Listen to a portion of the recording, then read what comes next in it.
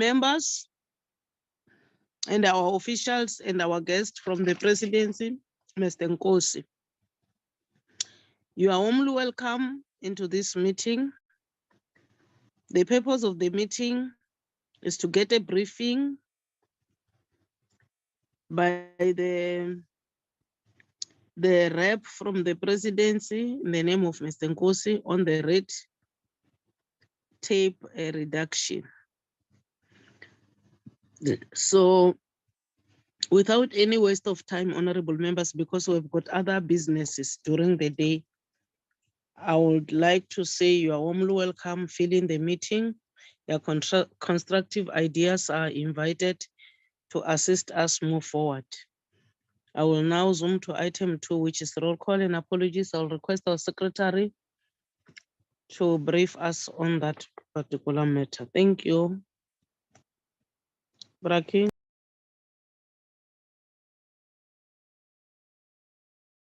Thank you, Chairperson. Good morning, Chairperson. Good morning, honorable members. Good morning, Mr. Nkosi and Dr. Anthony and the team from the presidency on the unit that deals with red tape reduction. Good morning, colleagues. Chairperson, members who has joined the platform.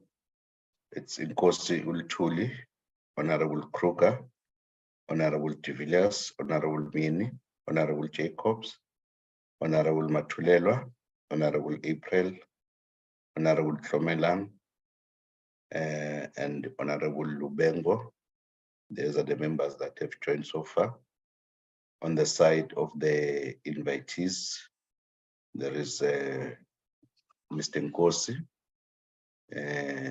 Dr. Anthony Costa, Mr. Corey Smith, Mr. Macintosh Polela, Vijay Vala. So those are the officials from the presidency. And then I only received the apology of Honorable Zungula, who indicated that is committed in the other meeting. So those are the apologies and the members of the committee whom I identified in the platform chair. Should there any member that I've missed can indicate. Thank you very much. Thanks for the update. We'll now zoom to the next item, which is adoption of the agenda, and also welcome Mr. Nkosi and his entourage. Can I have a mover for the adoption of the agenda? Honorable members. Madam Chair, I move that we adopt the agenda as flighted by King. Thank you. Thank you, Honorable Kruger. Any seconder, honorable members, on the adoption of the agenda? The usual suspect, Honorable April.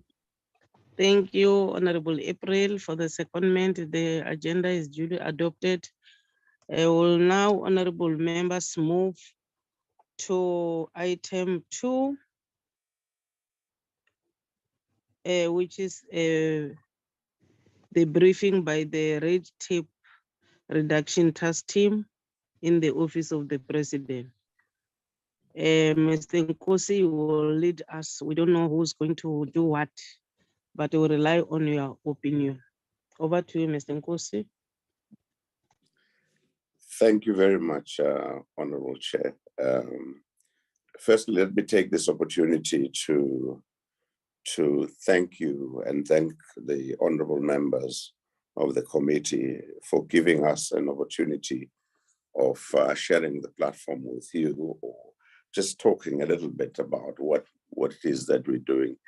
And also because I mean, we know that honorable members have been debating quite a lot of these issues for over a long period of time, and therefore they have clarity in terms of what needs to be done.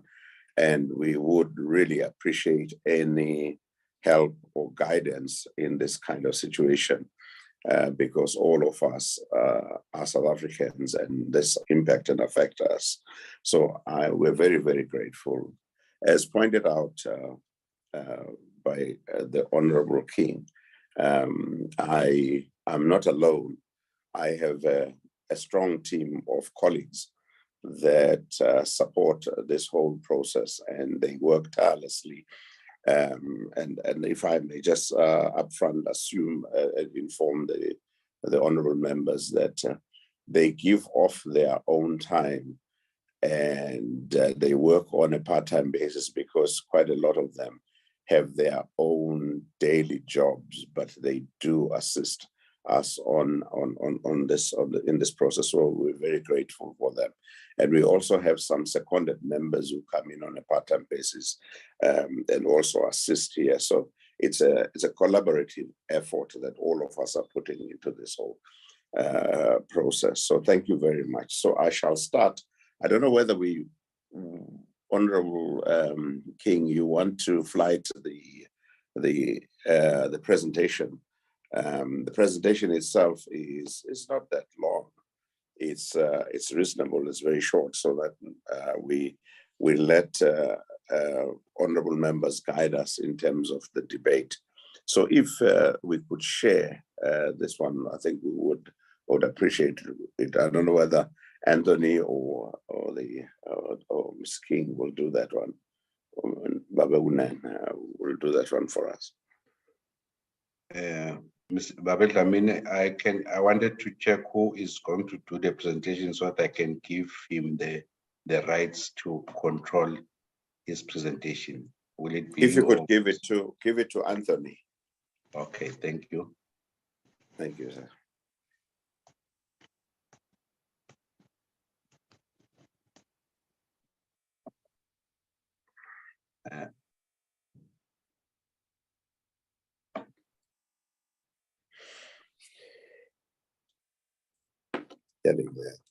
Thank you very much. Yeah. So, as I pointed out, this process has been running on for a few months now. So, as all honorable members know, this project was announced by the president beginning of this year, and I was tasked with given the assignment to lead this this team. So we have started running from day one. We never stopped, even though we were still busy with admin work. In other words, getting all people onboarded on time, but we just weren't work hard on this one. So the objective of this team, as flighted there, in the short term or medium term, is to make tangible progress in reducing excessive complex rules, regulations, procedures, and processes that inhibit economic growth and job creation in key areas of the economy, working with relevant role players across government, the private sector, and community-based organizations. And I'm quite pleased, because in my earlier informal conversation with the Honorable Chair, she did indicate to me that they are passing quite a lot of, they are focusing on this area, particularly of job creation, and also dealing with some of these issues. So it's quite encouraging. If we could turn the page, please, to the second one, Anthony. So, as I pointed out, the team itself is situated in the office of the president, but we all come and gather at various intervals to work there and to develop the strategy and develop the structure along that. We are also working very close with various departments and departmental agencies, including in particular the Department of Trade, Industry and Competition, and the Department of Small Business Development. It is important for all of us to collaborate and work together on this one, because you will find that some of the things that we work on overlap. So it is important that we coordinate and work with them on this one. As I pointed out earlier on, there are at this time no permanent structure. There's no permanent structure for this project and this initiative. but we are doing our best. But we think that over a period of time, we will have a structure that can deal with this this issue. And one of the things that are very critical in understanding red tape is that there's always red tape, and red tape will always be with us. And at various intervals, various departments will have to look at that, because the environment changes, and there are laws that fit in today's world, but tomorrow they may be required to change. So that then becomes another issue. So we will, I hope, have a permanent structure at some point. It will depend on the administration, various administrations that will ensue to deal with this matter. I personally also serve on a part-time basis in this committee. So if you could give us another page, sir. Thank you. So what have we been doing all this time? The key thing is that after the announcement was made, we were very encouraged by the fact that a lot of citizens of this country started sending us reams and reams of information on what they considered a red tape.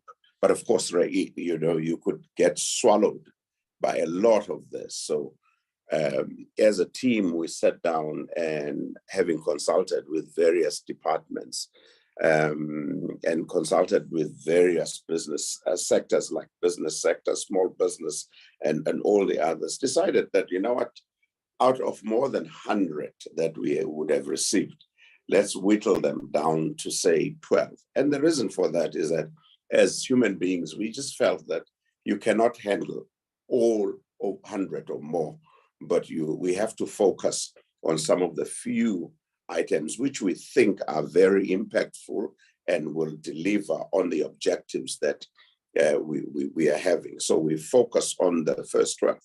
But looking further at this 12, we felt that, I mean, having had the experience of Operation Vulindlela, we looked at it and said, no, you know what? If in the next 6 months to 1 year, we should achieve something, maybe we should whittle it down to, say, 3. It doesn't mean that the rest have been ignored. And there are reasons why we choose the 3, because it is something that we believe is achievable. It is something that we believe there's some already progress that is being made in various departments. So if we zoomed on those would be achieved fairly quickly. But there is work going on with regards to the others, and I will mention that one as I proceed. So the 3 areas are considered of high importance, as I pointed out to you. Now, what are these areas that we've decided to look into? We did quite a lot of desktop studies. We did a lot of literature reading. We consulted, as I pointed out, with many sectors. And what was very interesting for us is that we even got information from those that visit South Africa, friends of South Africa, those I would consider friends of South Africa, and some that I would call the diaspora South Africans that now live and work in other areas. And people were sending reams of information, as I pointed out. So we chose the following areas. One of them, the first one, is tourism travel permits. This is a long-standing issue for an important industry. I mean, everyone knows that tourism is if handled well, is important for this country. But we need to sort out the permits, and we need to sort out the comfort that people get once they are in the country, including but not limited to safety and all sorts of things. I was talking to some of the, I mean, Cape Town is a famous place for presenting and shooting movies and doing movies. And they say they love Cape Town because of the lifestyle that you will find in Cape Town. and also the fact that you could walk around and do all sorts of things. There's many offerings that Cape Town can offer. Johannesburg can do the same thing. KZN can do the same thing. Port Elizabeth can do the same thing. Limpopo can do the same thing. I worked in Limpopo a great deal, and it's amazing what those areas, if you go all the way to Shikondeni and to the Kruger, what those areas could offer. So it is important. So we focus on this one in terms of dealing with the licenses. As honorable members know, the DOT has made progress in reducing the license backlog, but the existing process remains cumbersome, with additional requirements that are not contained in the regulations. So the minister has been very helpful in terms of interacting with us, but we are starting now a more serious process in terms of engaging with them. The second area of priority that we're looking at is the mining sector. We, in the early 2007, 2008, we introduced the cadastral system, and I was still working in the industry, and that brought in a lot of hope that this system would work well in terms of speeding up the process and making sure that it is easier to access the properties or resources that have not been exploited in the country. So, but that has not worked as well as it was envisaged. So we're focusing on that one, and the DMR, we've started engagements with them for them to assist us on this particular base. But it's not only on licenses we're looking at, it's also on other areas like exploration, because exploration is very important. I mean, you go to other countries like Canada or Australia, you find that really the bedrock of mining is that crust is formed by junior miners, who then would sell their businesses to big business, so that you create this big mining sector. So this is one area that we think is very important because of the things that we said earlier on in terms of objective job creation, and also bringing in taxes in the economy. So this is the second one. So if you could move to the third one. The third area of priority is work permit and visa administration. This one we're working hard, and we are in conversation now. We have a meeting set up on the 21st, for instance, with Minister Mzwaledi to deal with these issues. There's a lot of work that has gone on being done by Department of Home Affairs Director General, Mr. Mvuso Msimang, as well as the former one, and also the work that is done through Operation Vulindlela. So there's lots of work going on around that. So we're working with the minister, and I mean, the honorable members know that this is one area where, if you talk to those companies that come to South Africa to set up shop, they always complain about that permits are an issue. So we're zooming on that one also to see whether we can make an impact on that one.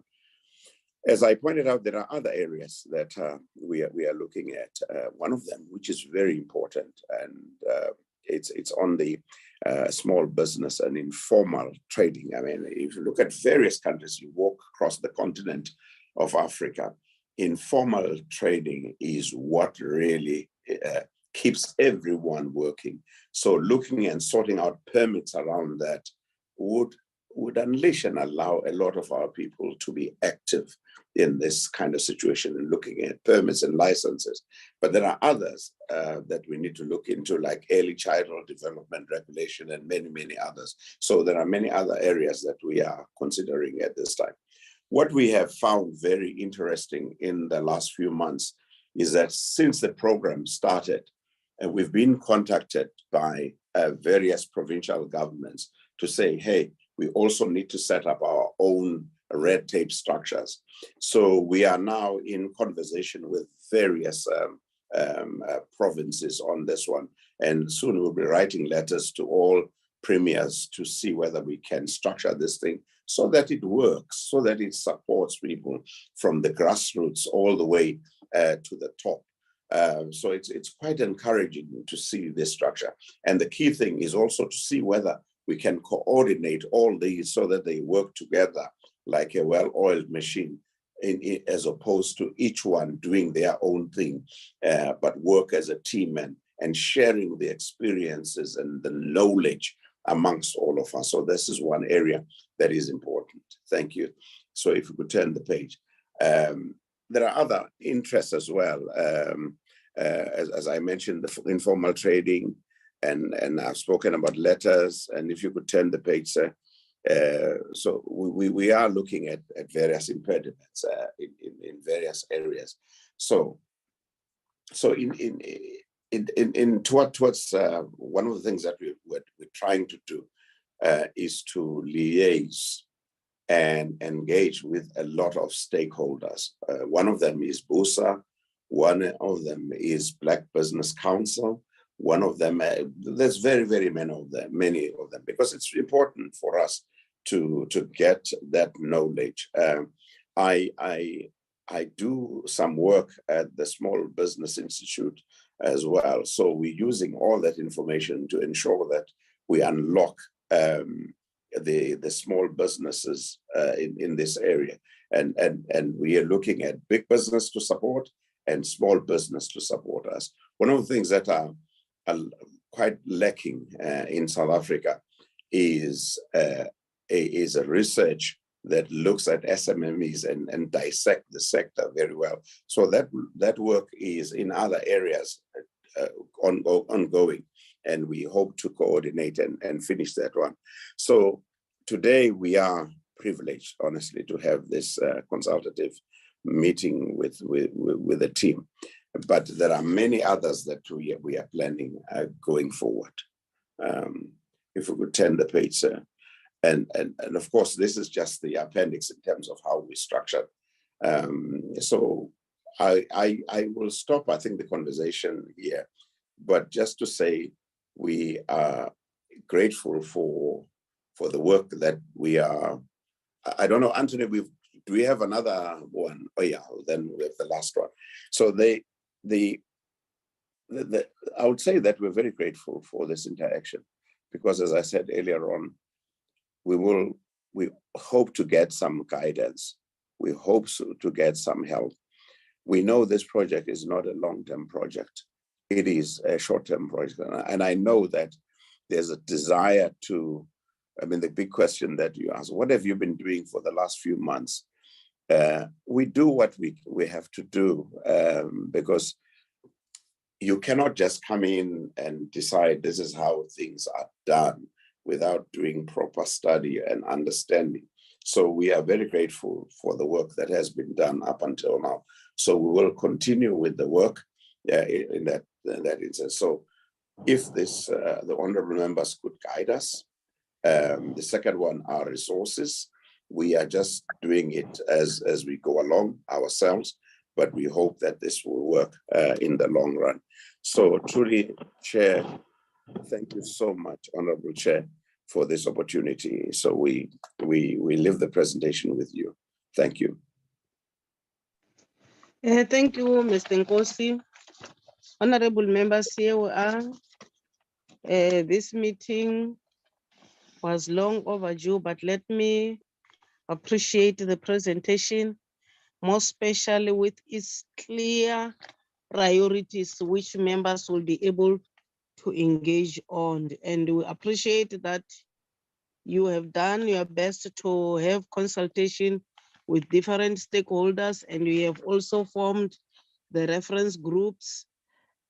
My understanding is that today here will engage and advise as the organ which is doing oversight. We appreciate this initiative by the president, because since the president is the one who's coordinating governance as well as monitoring all the departments, it's critical for the office of the presidency to lead in this regard. Although, Mr. Nkosi, I will appreciate but we would like the structure to be formalized so that we are really sure about who is accountable in this regard, because this matter really is a thorny issue, most especially on the small businesses. If they're not being assisted, it becomes a problem.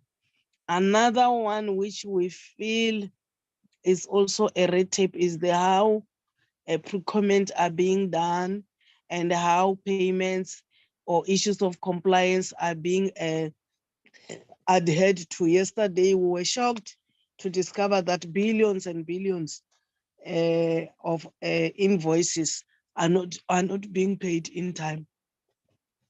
So indeed, when we talk of red tapes, we need to look at all those different angles, check the contributory factors, come up with measures which will assist to elevate such. But I believe as the organ which is doing oversight from Parliament, it's our responsibility again to come up with some pieces of legislation on how best can we deal with this matter, because is it really a thorny issue? I would now invite hands from honorable members to engage on the presentation. Thank you. Honorable members, you can show by raise of hands those who want to participate.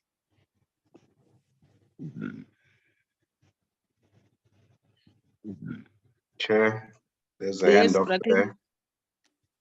Honorable Kruger, Yes, Honorable de Villiers. yes. Those are the two so far. Over to you, Honorable Kruger. I will be followed by Honorable Matulelwa, Yes, Honorable April, okay. so I think we can take this first four, Chair. Thank you. Honorable Kruger, the stage is yours. Thank you, Madam Chair, and thank you, Mr. Nkosi, for the presentation. Yes, Madam Chair, since 2014, I kept myself busy and did a lot of research on red tape reform. And if you look at academic papers and at history of red tape, I mean, they started writing about red tape only in the 90s, late 90s in the world. So red tape, there's not a lot in the academic fields about red tape. And sometimes politicians use red tape, without thinking of the consequences of red tape. And red tape plays an unbelievable role in every person's life around the world. And it could influence a lot of things. But red tape as well, sometimes a person is frustrated because he must stand in a queue, and then he somewhat call it red tape. So first of all, we need to have a very clear definition on what is red tape and what is government, what is bureaucratic red tape, because there's bureaucratic red tape and there's red tape in private organizations. And I suppose we talk here only about bureaucratic red tape because that's where the state comes in. So the biggest problem for me, Madam Chair, and I'm very happy to hear that the unit is busy moving forward. But I think we should start with assessing regulations first, to get an assessment tool to assess regulations to see if there is unnecessary red tape. And doesn't matter in what sector, where, what, we have to go and assess all regulations in South Africa we must get the assessment tool, and there's a lot of tools that's used around the world of assessing red tape. And then, of course, after the assessment of a regulation, and we take out the red tape, or we identify the red tape, we need to assess it in rand value, so that we know this specific portion of the regulation cause red tape, let's say in small business, and this is the cost involved. And then we must come up with brilliant ideas how to reduce the red tape, but still have the same outcome of the regulation, because regulations is not just there because somebody wake up one morning and write a regulation. No, regulations is there to create, to fight chaos in a society. So my question is to Mr. Nkosi is, have we considered a tool to assess red tape? I know before 2015 there was a regulatory impact assessment that was done by the office, and they changed it to social impact assessments, but it doesn't speak specific to red tape. So two things: we need to define red tape, definition, and make sure that everybody knows what are we looking at. What is the animal? How's the animal look? Is it the lion? Is it the elephant? Is it the goat? What if, what exactly is it? And then identify the red tape in our regulations and legislation, and then cost it. I just want to know from Nkosi, Mr. Nkosi, if this place, if they already have an idea how they're going to do that as a way forward. Thank you, Madam Chair. Thanks, Honorable Kruger. Honorable de Villiers. Good morning, Chairperson, colleagues, honorable members, and Mr. Sipho Nkosi and his team. Thank you so very much for the meeting. I think we were very impatient to see you and to hear what you guys are up to. So we are very glad to have had you here. I must say I really enjoyed your presentation, and also the fact that it was not too long and to the point. And I really enjoyed the fact that you have pointed out to us that the three issues that you are driving at the moment, or where you are doing red tape reduction, is the tourism travel permits, the mining, the rights allocation, the work permit.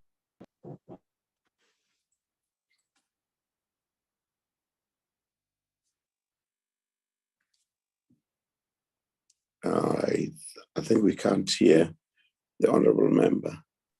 Yeah, even myself, I can't hear him. Can you come again, Honorable de Villiers? You were muted. Oh, sorry. Yeah, Madam Chair.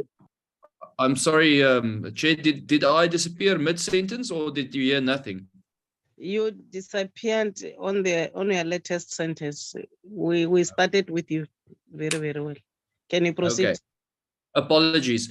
I think so just I don't know if you heard this, but I really would like to commend Mr. Nkosi on the three issues which they are working on, and I think they are correct and super important.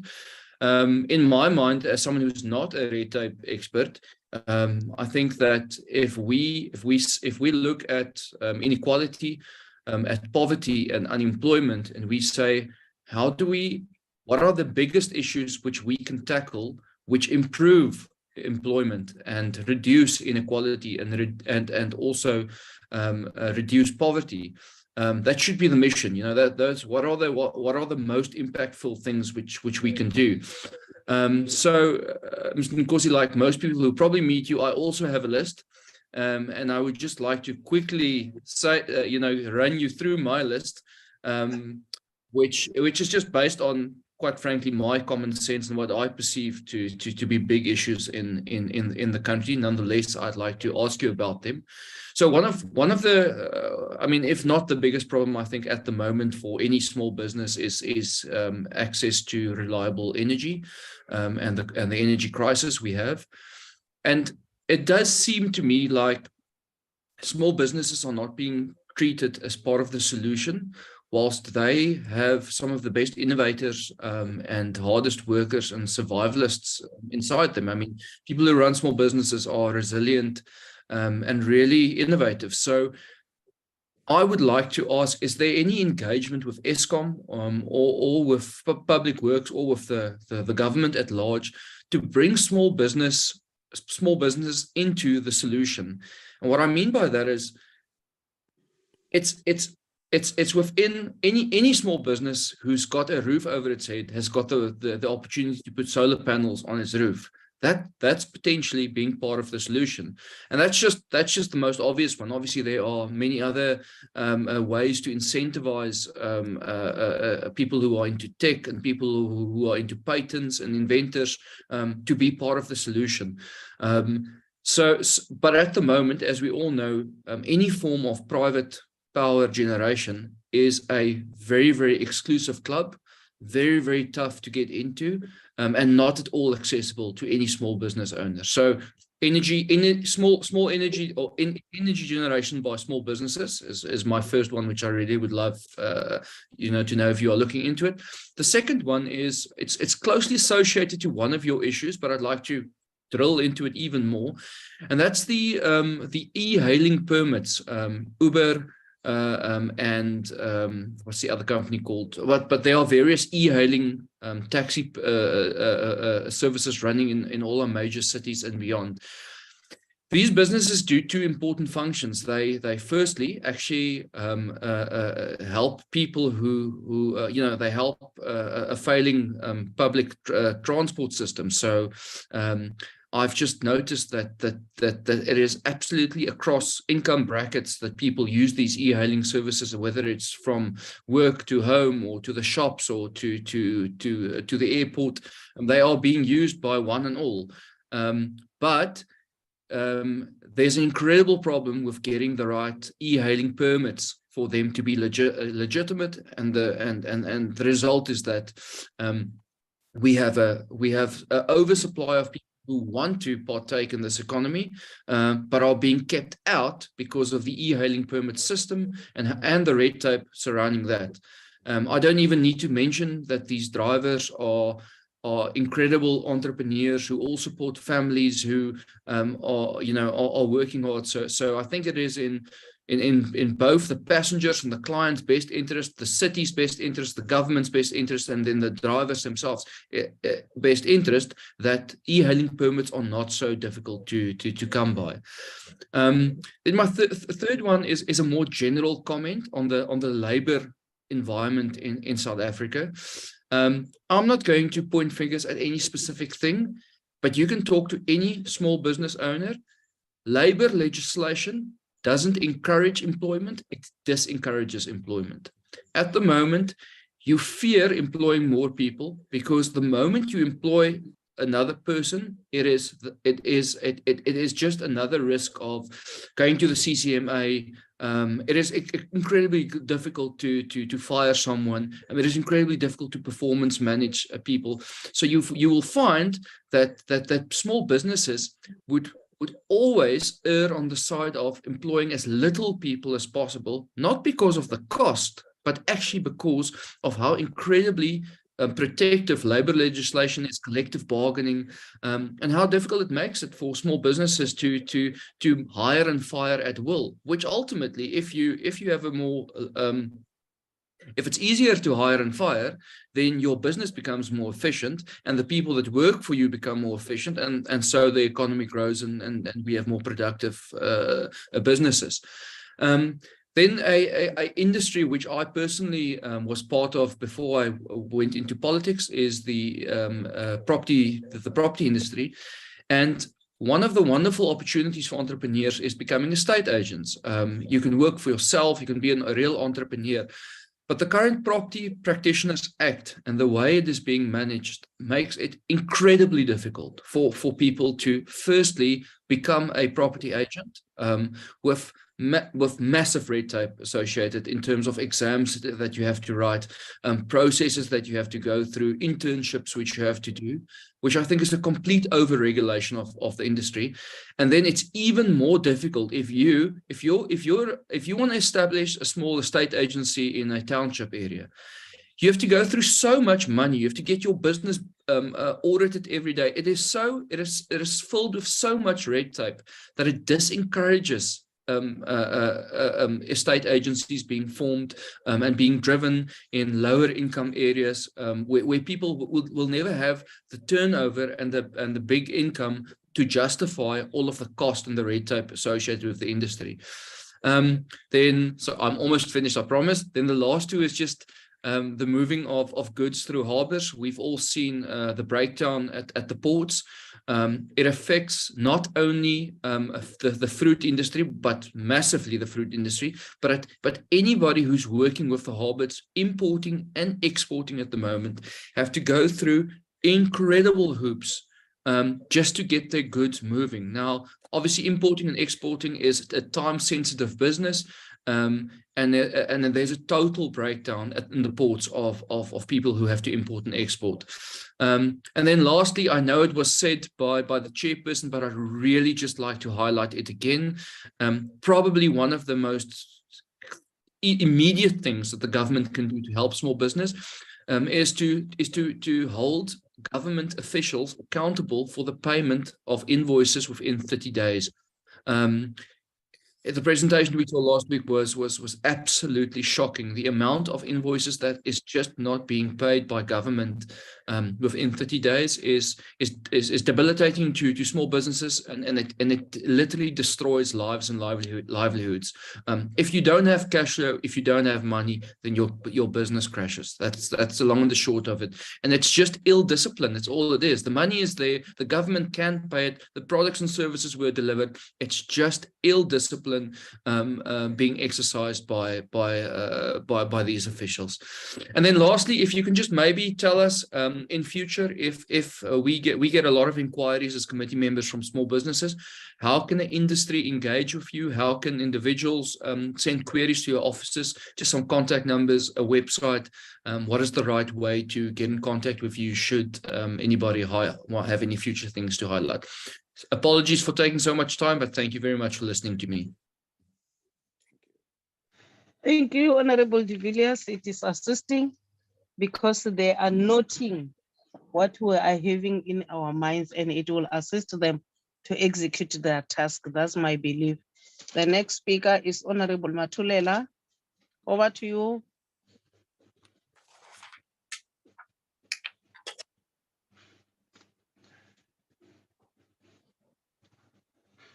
Over to you, Honorable Matulela. Thank you, Chairperson. Greetings to honorable members, and greetings to our guests as well. You know, the truth is that the cooperatives were not Point of assisted order, at all. Chairperson.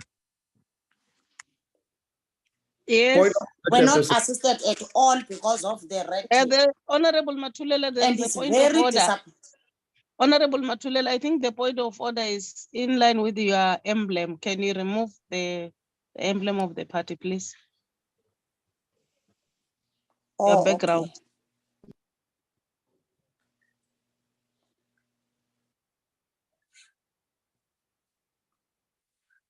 Thank you for understanding. Proceed.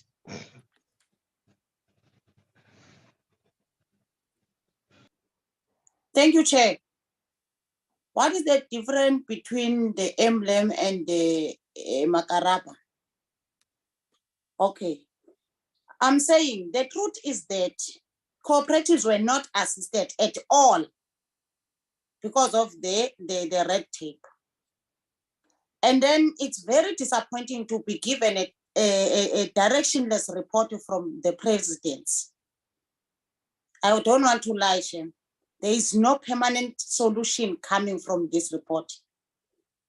Hoping kind of report will never resolve red tape on small businesses. Yesterday's report was far better than this one, that we thought it will be an answer to small businesses. Lastly, Chairperson, I don't want to be long because I want these points to be captured correctly and be noted and then must be corrected as well.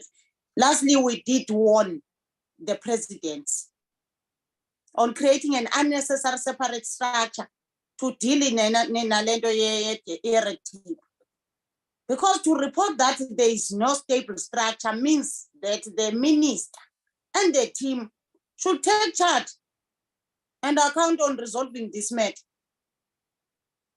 We're not happy that there was a special unit created, but now it's coming without because we were hoping that this thing is to speed up the resolutions on red tape on small businesses. But if we get this kind of report, shame, I don't think it's correct to deal it as a separate unit or as a, because the report is clear. When you are hoping, when you are doing a report, you are hoping that everything will happen. You are hoping. I am not happy, Shem. I don't want to lie. Thank you, Shem. Thank you, Honorable Matulelwa. Honorable April. Thank you, Chairperson. Let me take this opportunity to welcome the report that Mr. Nkosi has given us. I think there's a lot of information that has come from it, and it gives one a better understanding of what the role of the unit, the red tape reduction unit in the presidency does. The huge task that they are set with is to help with the ease of business for small businesses in particular, but to help the economy to do better in the main. That is my thinking when I hear what they are talking about. What I would like to see and verify is how far does the powers of this committee stretch in terms of commanding or demanding or instructing various departments that about red tape, where they see it, and what is the and how far have they come? Have they hit any potholes? Have they hit any barriers, red tapes themselves, which has prohibited them or caused them not to be able to do some things? I wanted to check that with you. I also want to say that there is a big and huge problem with regards to how do the African child access the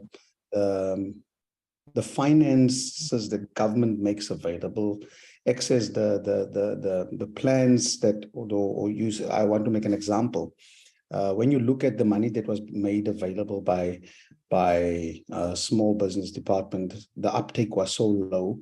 We had to go and speak again about why is the uptake low, because compliance is one of the things that is necessary, but some of it is just really unnecessary. It is a red tape. That for me is absolutely red tape to keep those that don't haves out and to keep the do haves in. And how are we looking at that? I'm saying do have money or do have participation in the economy. They are kept in the loop, and our small Black African businesses don't necessarily have all of the accountants and all of these or access to them in order to get assistance from the departments. I make an example. Someone comes into my constituency office, says, I have applied for a youth entrepreneurship fund in the Department of Small Business. The department has come to me. The department has asked me to give them financials. I've given them my financials. They come back and they say to me, I must give them new financials with the prospects, with my prospective clients and whatnot. I went to the bank. I gave the bank my financials. The bank approves my loan. Problem that I've got with this is, it means that it seems like there's no willingness from us then as government and the department. And what do we do with the red tape reduction to assist the small business guy that runs to government and say, help me, I want to grow this business, where the same person takes the same financials to the private bank and the bank help him, but government won't help him. That to me is more than just red tape. To me, it looks like that tape has got rainbow colors, if you ask me. So that is my input, and would like to just get some feedback on that. But thank you very much for the presentation. I appreciate it. Thank you. Thank you, Honorable April Ibrahim. Do we still Chair, have any other hands? Yes, it's Honorable Jacobs. Honorable Thank you. Jacobs, over Good morning, Chair. Thank you for allowing me, and greetings to our honorable guest, Mr. Nkosi. We're really grateful for you to make this presentation. When we heard the president make the announcement of a special person dedicated to deal with red tape reduction, we were very happy, and we hope that things would move with speed and be implemented. So let's acknowledge the report. I also have a lot of issues to go through, so I'm also going to just zoom straight into it. I think let me speak to the point my honorable comrade and member Hein speaks to. He's making a clear point that red tape reduction mustn't just work for the rich; it must also work for the poor. So we must see things through different lenses. And the lens that we want you to focus on is also to unblock things, unblock bureaucracy for the poor, unblock service delivery, ensure that we become a responsive and caring government, that the policies and the stuff gets implemented. There is So I an think, echo. I don't know whether it's your gadget, sir, or someone. okay, let me try to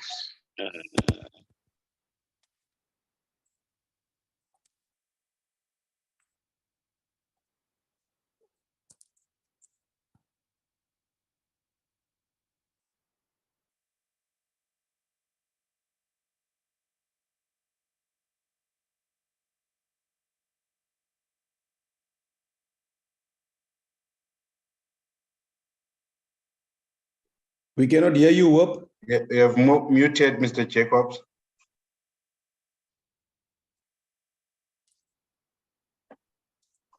Okay, I've changed.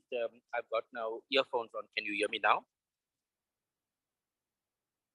Chair? Yes, we can. Okay. Sorry, I'm going to try to make my points as quickly as possible. So, Chair, I think the key thing is we need to ensure that this red tape reduction works for our people and not only for rich. So I think the point is made. So, early childhood development, for example, the registration of it. I raised the point some time back that here in the Cape, there's more than 40,000 unregistered ECG centers. And the problem is when we did Mandela birthday and we went to creches, they complained that the city of Cape Town is charging them almost 50,000 Rand to formalize their backyards into formal ECD. So I asked them, do the kids get the 17 Rand a day that national government is giving for our people? They said no, because they don't have the requirements. So this is a simple example of where our government, both a national, provincial, and local government, have failed our people. There's good policy in place, but our people, our kids are not getting the opportunities because government is not talking together. So I want to ask the presidential team led by Mr. Nkosi to just immediately or urgently have a meeting with the South African Early Childhood Congress. It's an organization of all the early childhood practitioners. And you get you get Salva and you get everybody in the room and try to simplify the registration of creches so that our kids can get the money that government is making and that we do prioritize. This issue is not new. It's been raised almost for a decade now. So, Chair, there is a level of impatience of our people. So, Mr. Nkosi, we want you to get moving. We want you to look at giving us regular reports on. I'm just using that one as an example. I think the point is made around procurement.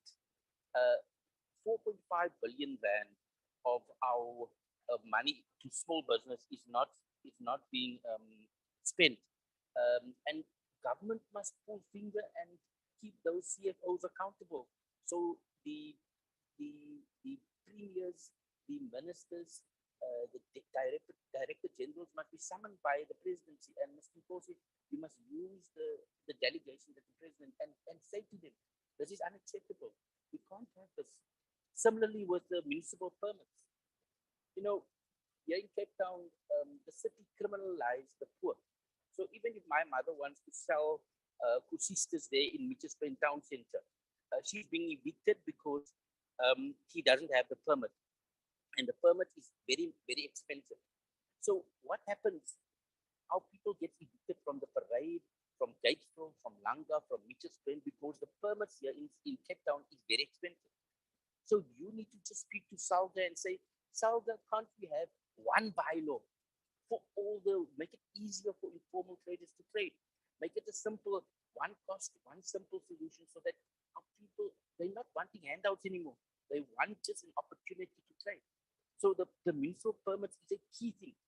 So if I ask you, please prioritize unblocking the system for the poor communities. That's the key thing. I mean, I think the tourism thing is important, safety and security, and that brings a lot of income in. But I think we also need to focus on what is bringing transformative action in. We can't bend over backwards in the tourism industry and want all of these things, but they are not even wanting to build equity. They're not even wanting to ensure that we have black owners and players, but they just want black consumers. The same with the banking industry. The banking industry, government has all these plans now, 200 billion rand set aside to make money affordable for small businesses. And guess what? The banks are saying no, it's still too risky to lend to small business. So we are asking we asking for the generosity of the rich, and we're asking for the patience of the poor. But big capital must come to the party. And your role, Mr. Nkosi, is to crowd all of us. We love this idea of crowding us all in. You see, if we bring the government, we bring business, and we bring labor, and we bring communities together and say, here's a problem, like early childhood development, or here's a problem like permits for our people, or here's a problem like tourism, then we must be a go-getting nation that problem solves collectively. And that is your role. We're hoping that you can, at least at your next time, encourage one or two solutions. Similar with the work permits.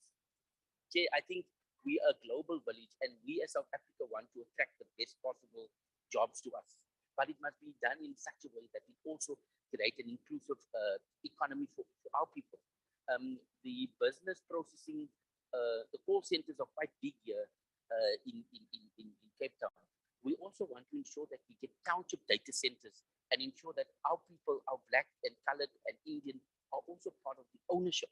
So we need to also unlock and make it easy for us to be part of the ownership of the economy. So I think the point about fire and hire, with respect, our struggle for freedom, our struggle for dignity is also about struggle for a living wage. And yes, we want our people to be productive. Yes, our people must be skilled so we can get higher levels of jobs. But we don't want to be a sweatshop like the other third world countries. So we have to have the regulations that protect our jobs. And we also have to have an entrepreneurial spirit that values our people. So I don't share the sentiments of the flexible labor system. We need to ensure that there's a productivity. We need to ensure that there's a living wage. The last point I wanted to make, Chair, is DTI has almost for 10 years looked at ease of doing business. And the National Planning has also identified the National Planning Commission has identified a whole level of blockages. So the presidency mustn't reinvent the wheel. We are asking for the presidency to do a matrix of implementation and how far. So even the last slide that you put up if you can talk to the slide, you make the point that we're almost there, we are at the early stage or advanced stage. I think what we're asking for is more detail on the substantive issue. But you can be rest assured, you have our total commitment, our total support, and you continue doing the good work. Thank you. Thank you, Honorable Jacobs. Although you were not audible enough, but one could hear what you were saying. Honorable members, I think this was the last hand. Do we still have any other hand, King? No. No, Chairperson. Thanks. Some of the issues were comments. There where we do have questions. I would like Mr. Nkosi and his team just to respond onto those ones. I believe they have noted everything which has been raised by honorable members. Mr. Nkosi, can you come in with your team, please, to clarify some of the questions? Thank you very much, Honorable Chair. I will rely on some of my colleagues so that they also end their participation here to probably bring in some more color on quite a lot of issues, particularly the issues that were raised by Honorable de Villiers and some of the issues that are raised by various members, honorable members. First, let me say that the responses and the questions and the comments we've got are very helpful to us, because that gives us the guidance in terms of where our leaders are thinking, where they want us to go with some of the issues. I think that's really, really important. The second one that I wanted to say is that, I mean, if I look at Mr. Honorable Kruger's issue, the assessment to regulation to, that's an incredible one. It's a good one. But what I would say to members is that at this time, we don't have resources to do a lot of the work that we're supposed to be doing. So we're doing it ourselves in the manner and the way we're doing it, but we are engaging with various stakeholders, as it were, to try and get those resources so that we are able to discharge this responsibility. So our hope is that in time we will have sufficient and the right structure to deal with quite a lot of the questions that were raised. On going back to Mr. Kriya or Honorable Kruger's question on the tool, we will certainly consider that, and we've looked at that one, and I think we will deal with that one as resources become available. In terms of definition, I think that was the first thing that we talked about, that you can't just do something without defining it. So there is lots of work that has gone into that one, and I can assure you on that one. If detail is required on that one, we could provide that one to the honorable members. Insofar as the questions of inequality, poverty, and unemployment raised by Honorable de Villiers, I think we totally in agreement with that one. I would, though, request either Anthony or Laula to help us with some of the work that has been done by Operation Vulindlela on electricity, as well as e-hailing, and all those issues. Issues of labor are very difficult, but they are important, and we've got to try and zoom in on them. But as I said, we need resources to handle these things so that we work on them. Some of them are noted and are known to us, the payment of invoices on time by government.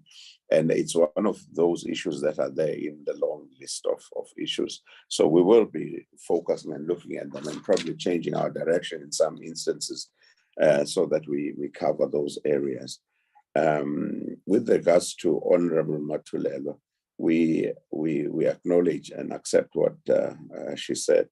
And it's always at the back of our minds that we don't create unnecessary structures. I mean, we are here to serve, and it's up to members whether they want us to continue serving or they don't want us to continue. It is just a service that we are providing. So we will do it if members want us to do it. When members say no, step aside, we will step aside and move away from that one. With regards to Honorable April, with regards to powers, no, we don't have powers at this time, but we are in negotiations and to see what we can do with the limited powers that we have. What we are doing is engagement with DGs and ministers, and we'll see where this one leads us. The access to finance has always been a big issue for an African child. It has always been a big issue. But even in starting small business, that is one big issue that as the country we need to tackle. So it's one of those issues that we are building steam insofar as getting research. Yes, there isn't much work that has been done on small business and also on red tape, but we are spending a bit of time on that one as well.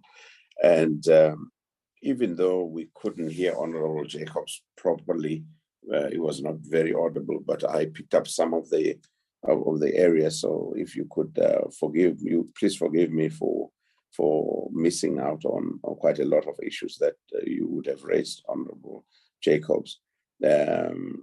And I mean, the unblocking to the poor, I think it's very important. And we need to focus and continue looking for ways of ensuring that a person who's not working can work. A person who's poor can find sustenance and make a living in this country by relooking legislation, by relooking some of the ways with the way we're doing things and some of the practices that we have. It must not be only for the haves. It must also be for the have-nots, because we have not focused on that. I think this country is based on that one. So there are many areas that we will be looking at that. As I said, we have started the conversation with the provinces, and we should be engaging with SALGA as well on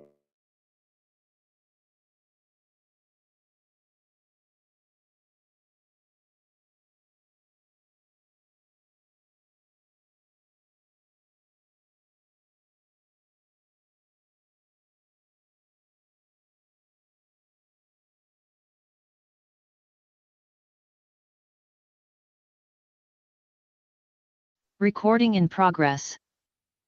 Chair, there's a hand from Dr. Anthony. Yep. Then from I think Mr. Shumani. Yes, Miss Shumani. Miss, sorry for that. Thank you.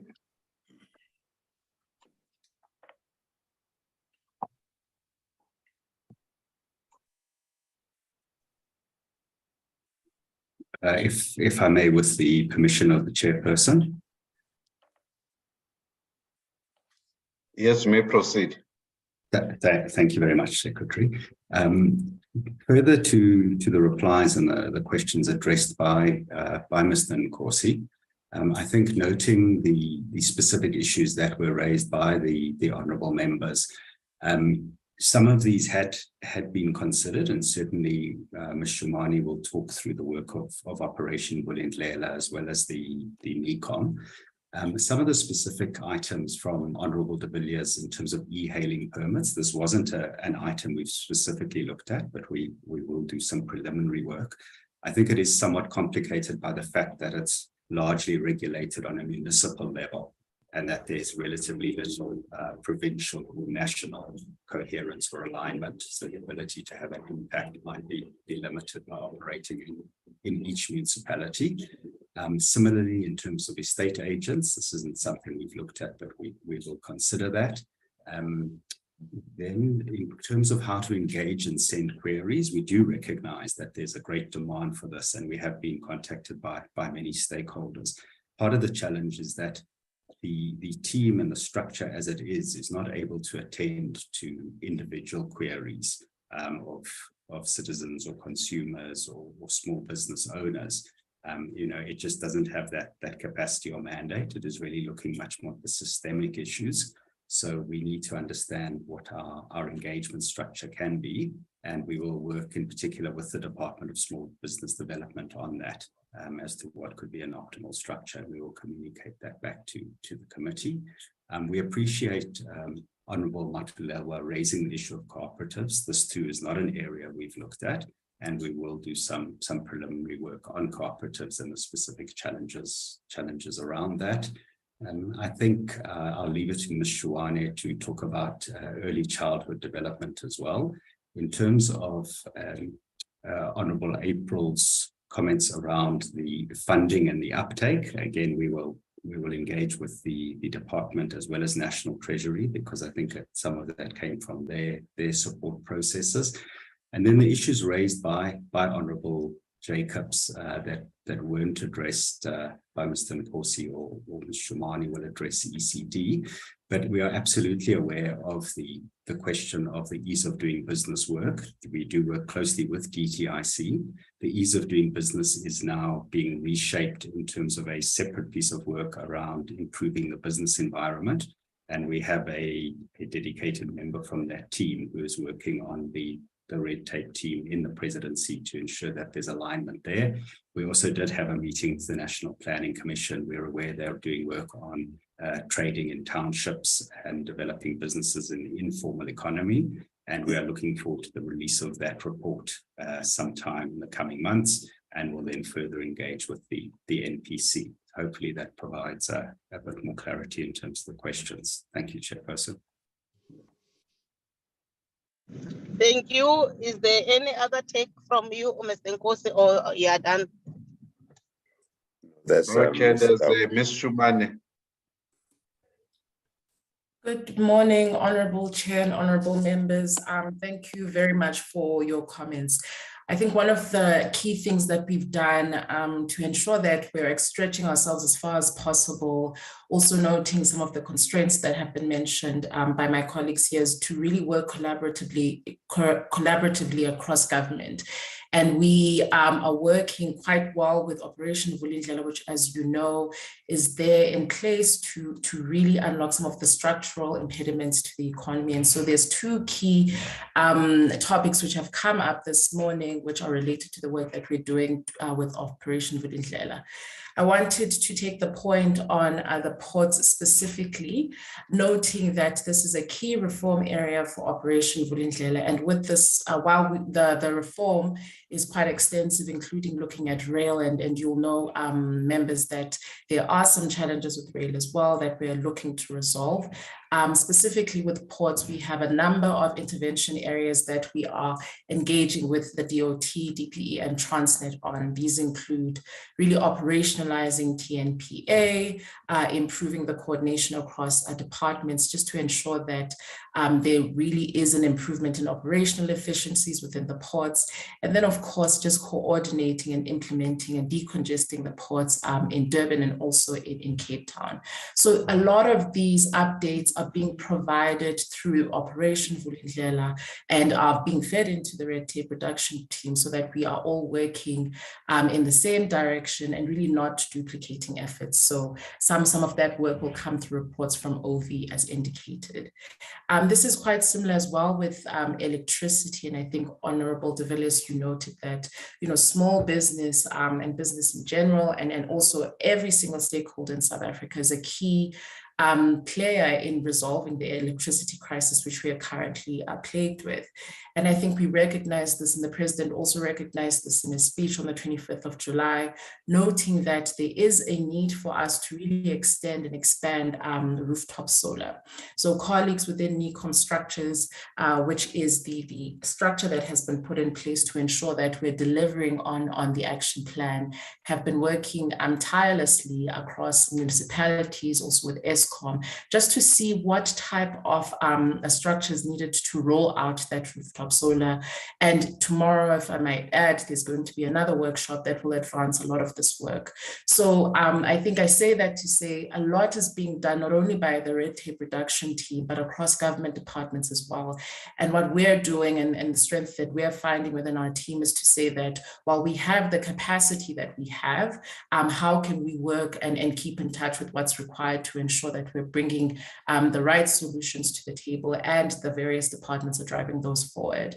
I think just to note as well, there are inputs that are coming in from various departments who sit within the NECOM structures, particularly the technical ones, to really just highlight some of the solutions that businesses, including in manufacturing and elsewhere, are bringing to the table so that we can action them. So these are points that are well noted. They're reaching our ears and are finding their ways into our work plan.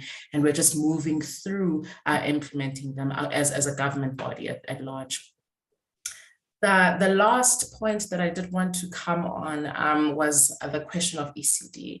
I think this is quite crucial to us because not only does it impact the future lives of young South Africans, but it also does create livelihood strategies for many women who are sitting across the country who are seeking to operate businesses. So that 17 Rand subsidy is not only changing the life of a young child, but it's also ensuring that a business can be viable given the many socioeconomic challenges that are faced within our communities.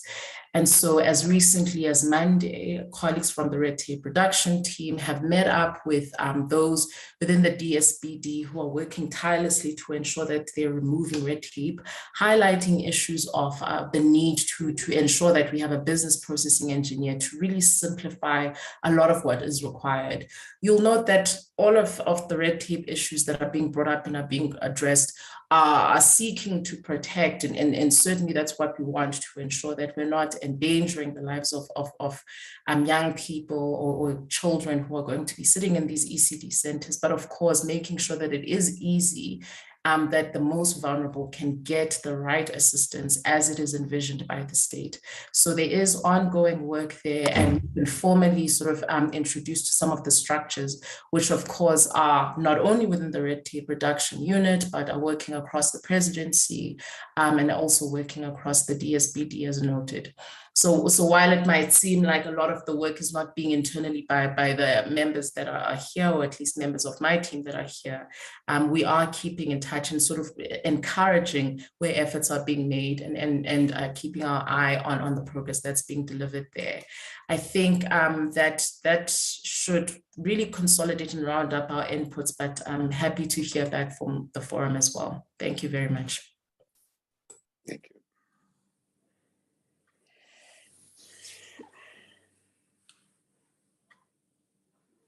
Thank you. Are you done, Mr. Nkosi, with your team? I think we are done, but just to say thank you so much for this opportunity, and also to say that all the points that were raised today, I can only see, I see already Anthony has started sending us the notes around that, because tomorrow we have a more collaborative session where we are meeting with various stakeholders that assist us with the red tape. So a lot of these issues will be mentioned and fleshed out, and we try and see how we could take them forward. So truly grateful for the opportunity to talk to you and to get your wise counsel on these issues. Thank you so much. Thank you, Mr. Nkosi. Thanks, honorable members. That was fruitful. As the team, as the portfolio committee, we are united on those matters to make sure that we deliver our people from Egypt. So thank you so much. We'll keep on engaging, but we're happy about the 3 areas, more especially that they speak about permits, because permits are blocking blocks, as honorable members has alluded. Thank you for honoring our invitation. We'll meet you in future, and then we'll still digest the presentation alone and come up with some recommendations where we feel. And I'm happy if you can open up, as Honorable de Villiers has requested, that how do they touch you if people have got issues, because the more you receive information on the ground from affected people, the more it will enrich your plans. But thank you so much, Mr. Nkosi, with your team. You may be released. Thank you so much, colleagues. Thank you very much, honorable members. Thank you.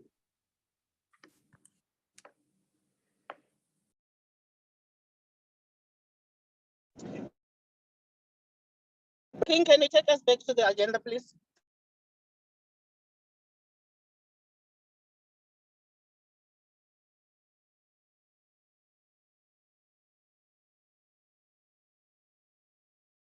Can you take us through these minutes, please?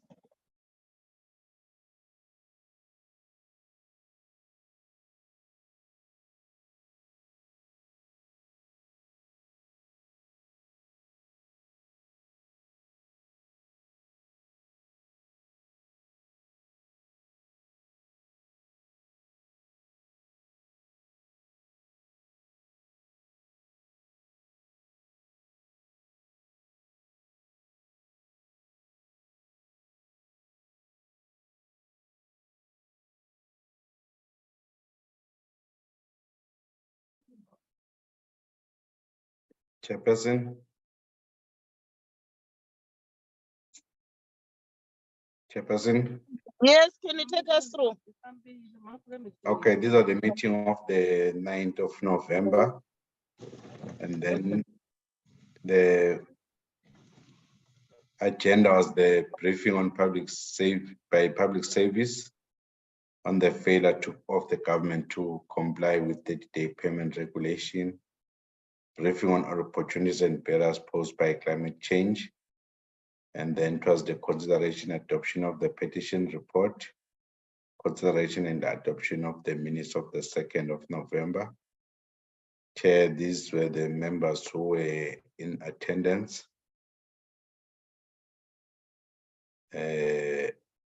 Invitees and departmental reps that were in attendance, as well as the parliamentary support staff. Then we're indicating that the chairperson opened the meeting and then the agenda was outlined. Then the apology was from Honorable Zungula, which was read and noted. And the presentation was done by Advocate Dingi Dube, who is the Director General of the Public Service Commission, who welcomed the invitation and then made a presentation and then handed over to Mr. Jacobs, the Chief Director for Governance and Monitoring, not Fires Jacobs, but Carmen Jacobs, who proceeded with the presentation where it outlined the oversight role of the PSC on 30 days payment of invoices, statistics of numbers and value of invoices paid after 30 days and not paid, reason for late and non-payment of invoices, impact of late and non-payment of invoices on small business and government. And it was the conclusion. Then amongst others that were outlined was the explanation of legislative prescript under which the PSC conducts its mandate,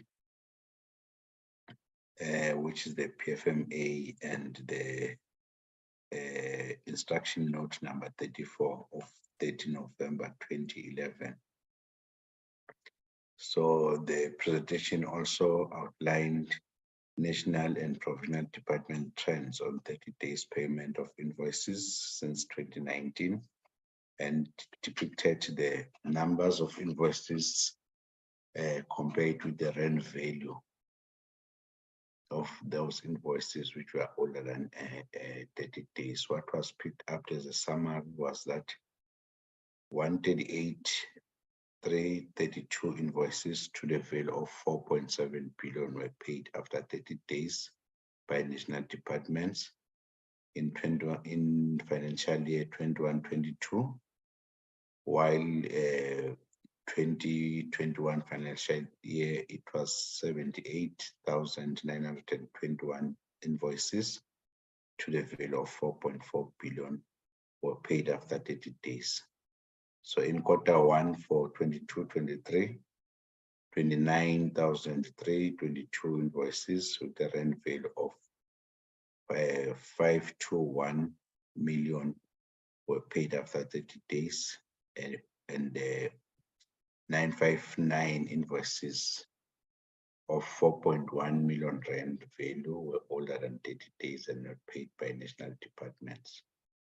So with regard to provincial departments, it was 263,359 invoices, which makes a value of 28.9 billion were paid after 30 days in 2021-22 financial year, and 227,190 invoices to the value of 25.8 billion were paid after 30 days in 2021 financial year. Then in Q1 of 22-23 financial year, 67,728 invoices with rand value of 8.1 billion were paid after 30 days, and 224,242 invoices of a rand value of 4.8 billion were older than 30 days, not paid by provincial departments. So in concluding the presentation, recommend that Parliament should assist in holding departments, especially accounting officers, accountable for their failure to meet the statutory obligation in terms of Section 8(1)(f) of the PFMA. Then secondly, it was a briefing from the Ms. Elise, who's the researcher for sustainable growth in TIPS, which is trade and industrial policy strategies, where he highlighted the opportunities available for the SMMEs and then the hindrances in entering the challenges posed by climate change. And 3.3, it was consideration and adoption of the petition report, which was the petition that was brought by IFTs. After deliberation, report was adopted through the proposition of Mr. Kruger and seconded by Ms. Lubengo. And then it was consideration of committee minutes of the 2nd of November, which were adopted through the proposal of Ms. Lubengo, seconded by Nkosi Thuli. And then on deliberations, the members raised their concern and their shock on finding out the extent of non-compliance to that 30 days payment of invoices. And then on resolution, it was the committee should further have engagement with PSC in addressing amendment that should be proposed in Section 38 of PFMA. Further engagement should be pursued with TIPS or with the object on deliberating on policy development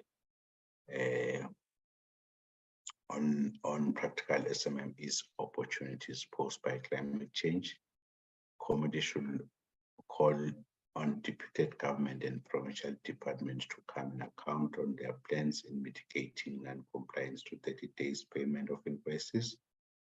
Committee should expedite creation of legislation that will enhance litigation platform for SMMEs, consequence management, accountability, and avert private sector bullying. And then the Department of Small Business Development should come and finish the committee with transversal agreement framework. So that was the comments of the chairperson, who was Mr. Jacobs, since the chairperson at the network problems, and then no, I'm sorry. The chairperson, then members of their participation applauded the work of PSC, which have 7, I opened and gave proper understanding on how much SMMEs are being owed by government department. Furthermore, the information showed and demonstrated the degree of non-compliance to legislation by executive as well as administrative authorities. Therefore, such departments should be named and shamed and summoned for accountability. And lastly, thank members of the committee and petitioners for participating and exercising patience in the consideration and adoption of the petition report. He explained that the report will be sent back to the Speaker and the National Assembly for debate in the House. Chairperson, these are the minutes of the 9th of November, 2022. Thank you, Braking. Thanks, honorable members. Can I have a mover for the adoption of the minutes as a true reflection of what transpired? Okay, I move. Thank you, Honorable Jacobs. Any seconder?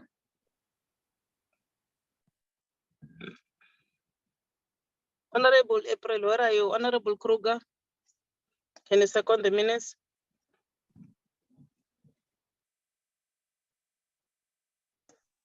Honorable Min, 2 second the minutes. Thank you, Honorable Min. Thank you so much. Honorable members, we have come to the end of our deliberation. Thank you so much for the participation. See you next week. Thank you. The meeting stands adjourned.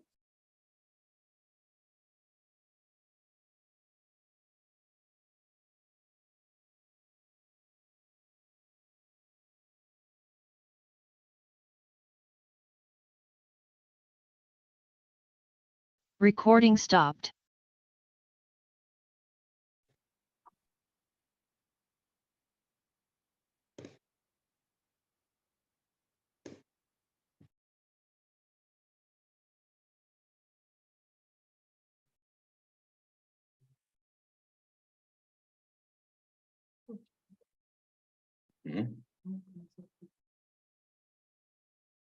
Braking, thank you so much, my son.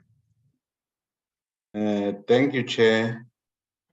I Thank think you. hey, you look stunning today, eh? Yeah. The Hey, October month. No, I'm from October month. This is eh, November. Yes. I thought it's because there was Mr. Nkosi. Yeah. But did he notice that?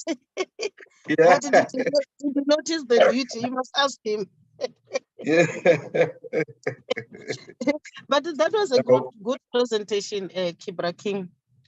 Yes, for a start. Now at least Yeah. know. But we've got a lot of work to do there. I don't know whether a research has been able to analyze the presentation. If they can do so, just to empower us, we still have to have a lot of engagements under this watch code, because we don't want this thing to be a process. We want them to act like a scoper in Parliament, where they are supposed to instruct departments to implement, more especially on the issue of procurement, as well as the issue of permits, issues of payments within 30 days, issues of compliance. So we need to regulate those things for them, and they must be our implementing agents. That's my understanding. We can't just come and listen to their stories, because they must not act as if they are judges in court. They must act as a fire extinguisher. Yes, but we really appreciate the idea by the president. It's a good idea. Yeah, there was a document that Nwabisa did. Maybe you didn't check it. I sent it late yesterday. Yeah, you sent it late. You know, during the evening, we've got a lot of ANC meetings. I was having, I think, 2 meetings at 6, same times as well as the study group yesterday. I did not check, but I will go through it. Or did you manage to have a study group? I managed, but it was late. When I logged in, it was closure. I don't know whether the chairperson noticed, that I have entered, but it was too short because when I logged in, it was 20 past 6. Okay. Mm. No, I think it's good. It's a good start, and then it will that unit will understand the thinking of the portfolio committee. What is it? Because those are the activities that are very important. More special when they say these units, they want to take them to premiers. My proposal will be that they must also be taken to district municipalities as well as metros, because the ball is rolling at the local level. Yeah, in the implementation of this district law, DDM model, I think they could be very good located also there. Yeah. We can't leave it at provincial level, otherwise we'll be causing disaster.